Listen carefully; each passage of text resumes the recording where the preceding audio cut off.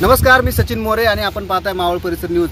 आत्ता आपण कामशेत खडकाळा या ठिकाणी आत्ता आपण आलो आहोत आणि या ठिकाणी आपण कामशेत येथील एका पठारावरती आपण आहे आणि या पठारावरती आपण जर बघितलं तर माझ्या पाठीमागे एक दृश्य आपल्याला दिसते आणि हे दृश्य जे आहे हे एक मध्यमयुगीन पुरातन काळातली शिवपिंड या ठिकाणी आपल्याला आढळलेली आहे आणि नेमकं काय रहस्य आहे याचं आणि कशा प्रकारे ही पिंड या ठिकाणी काही नागरिकांना हाताशी लागलेली आहे। आपल्यासोबत एक काका आहेत, त्यांच्याशी आपण गप्पा मारणार आहोत। काका, काय नाव तुमचं आणि काय सांगाल नेमकं कशा प्रकारे ही पिंड आपल्याला येतात, काय काम करता तुम्ही? आम्ही दरवर्षी या भागामध्ये पावसाळ्यामध्ये वृक्षारोपणची काम हाती घेतलेलं आहे। गेली अनेक वर्ष लहान मुलं वगैरे ज्येष्ठ नागरिक वयस्कर सगळ्यांच्या वाढदिवसानिमित्त झाडे लावण्याचा कार्यक्रम असतो इकडे। असंच 15 तारखेला रविवारी झाडे लावायचा खड्डा घेत असताना इथे बसलो होतो मी आणि इथे खड्डा घेत असताना थोडं 1 फूट खाली गेल्यानंतर मधल्या पिंडीचं जे आहे त्याचा कडक लागलं म्हणून काय कडक आहे म्हणून बघायला ते अजून माती काढली कडेची, तर ते कडेची काढल्यानं पिंड सदृश्य सगळं दिसलं। मग ती साईडचं सगळं साफ केल्यानंतर पिंडीचं दर्शन आपल्याला झालेलं आहे। मग सगळ्या लोकांना कळवलं आणि मग इतिहासकार त्या दिवशी येऊन गेले सगळे आपले। त्यांनी सांगितलं की हे साधारण किती कालांतर, साधारण ती मध्यमयुगीन काळातली आहे, शिवकालापूर्वीची आहे। तरी आता आपण तिथं सध्या हे त्या आहे त्या जागेवर मध्यमयुगातील आहे। हां, आपण त्याला काय हलवलेले नाही आहे, त्याच खडकावरती ती आहे। आजूबाजूला आम्ही करून पाहिलं पण काही नाही आहे त्याच्यामध्ये। त्याच खडकावरती आता कुणी हलवू नये म्हणून आम्ही कडाप तात्पुरता लावलेला आहे। या ठिकाणी आता बऱ्याच लोकांना आता माहिती झाली। आता लोक दर सोमवारी येतात, ते रोज काही ना काही ज्यांना आजूबाजूच्या परिसरामध्ये कळलेले तर ते सगळे येऊन इथं दर्शन करून जातात। आणि दुसरं सांगायचं म्हणजे असं की आपल्याकडे इकडे चिखलसेला केदारेश्वर की हे आणि आपलं वडीवळेचं संगमेश्वर हे सगळं एका लाईनीच आहे।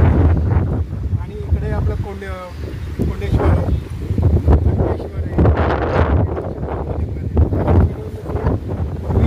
हे इथे ध्यानाला बसण्यासाठी आलेलं असेल कोणतरी साधू महाराज वगैरे त्यांच्याची पिंड असेल। अच्छा, त्यावेळेस त्या काळामध्ये साधू संत या ठिकाणी ध्यानाला बसलेले होते असा अंदाज आहे।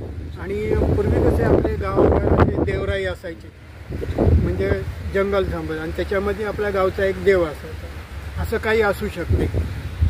आता हे इतिहासकार येऊन अजून एकदा 2-3 इतिहासकार येऊन बघून जातील, मग आपल्याला सविस्तर माहिती कळेल जाता इतिहास।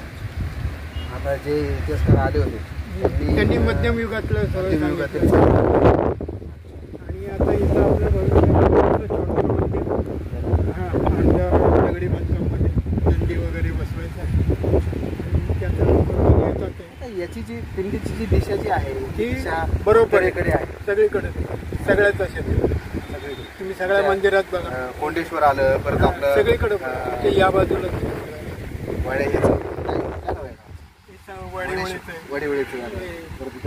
केदारेश्वर आलं, त्यांचं सगळीकडे या साईडला इकडे याची इकडेच आहे। कंटेश्वर महादेव खाली गावात आहे, त्यांचं इकडेच आहे त्या साईडला। तर काय नाव आपलं? रमेश पार्टे, पस्ताकिया प्लाझामध्ये राहतो। तर यांचं नाव रमेश पार्टे आहे। हे पस्ताकिया प्लाझामध्ये राहतात आणि या ठिकाणी झाडे लावण्याचं काम या ठिकाणी हे करतात आणि झाडे लावत असताना या ठिकाणी खोदकाम करत असताना त्यांना ही जी शिवकालीन मध्यमयुगातील पिंड जी आहे ही या ठिकाणी सापडलेली आहे। त्यानंतर बऱ्याचशा लोकांपर्यंत ही खबर पोहोचताच बरेचसे नागरिक या ठिकाणी या पिंडीच्या दर्शनासाठी दर सोमवारचे येत असतात। विशेषतः म्हणजे आपण जर बघितलं तर काकांनी सांगितल्याप्रमाणे या ठिकाणी वडेवळे महादेव मंदिर असेल, कोंडेश्वर महादेव मंदिर असेल आणि केदारेश्वर महादेव मंदिर असेल, तर या ठिकाणच्या 3-4 पिंडींची दिशा आहे ही दिशा उत्तरेकडील आहे असं यांचं म्हणणं आहे। तर आता या ठिकाणी एक छोटंसं मंदिर या ठिकाणी करण्याचं याचा इथल्या नागरिकांचा हेतू आहे आणि इथून पुढे या ठिकाणी कामशेत शहराला, आपल्या या कामशेत शहराला इथे पर्यटनाला एक वेगळी दिशा मिळण्याचं काम या ठिकाणी होतंय. मावळ परिसरसाठी मी सचिन मोरे, कामशेत.